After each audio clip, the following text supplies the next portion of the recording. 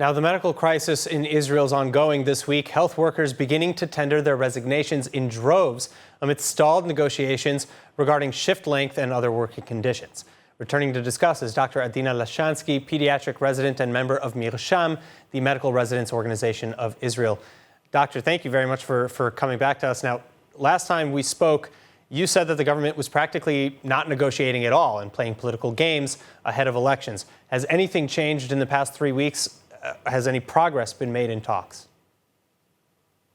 There hasn't been any progress, and unfortunately yesterday the residing Prime Minister Yair Lapid even posted a public post on Facebook calling all residents to have a little bit more patience and to trust them that this crisis will be resolved shortly after the next election.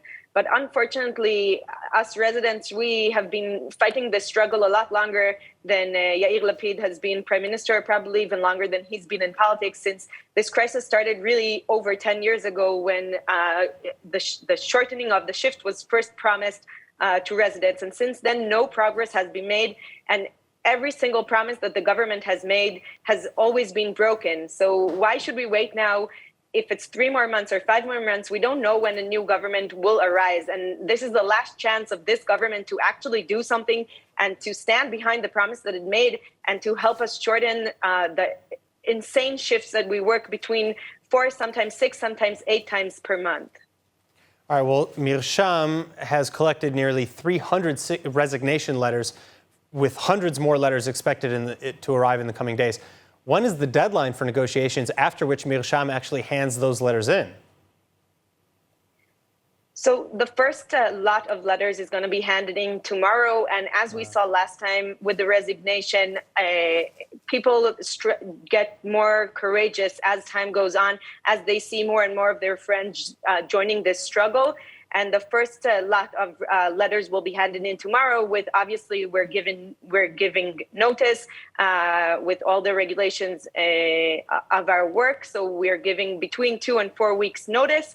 And we'll have to wait and see what happens. I believe that over the weekend, once people see how many residents have handed in their resignations, how many different wards throughout the country in so many different hospitals are joining the struggle, that more and more residents will gain courage from this situation and join us. All right, so it's estimated, though, that more than half of the staff in over 20 hospital departments, including internal medicine, pediatrics, neurology, surgery, and psychiatry, even emergency departments, are included in these resignations. Won't this cripple the healthcare system? Why resign altogether instead of just severely limiting your own hours or striking in shifts or something like that? Aren't you afraid of the public opinion maybe turning against you if the hospitals fail to function? I think that if the hospitals fail to function, very quickly we'll be able to resolve this conflict once and for all. The public's health is one of the main things that concern us. We're doing this also to protect the public's health, but also to say a very moral saying that our health isn't less important than the health of all of the patients that we treat. We are hurting ourselves, working so many hours, so long shifts, and we can no longer carry on to do this.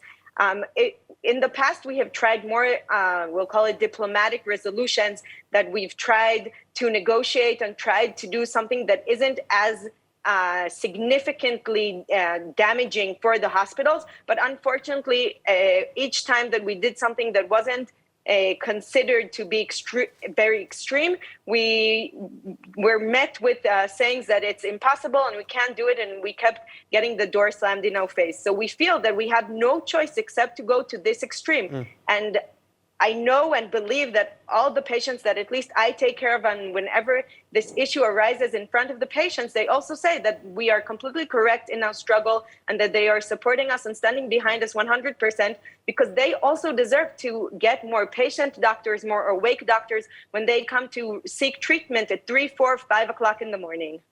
All right, Dr. Adina Lashansky, thank you so much again for joining us. Thank you.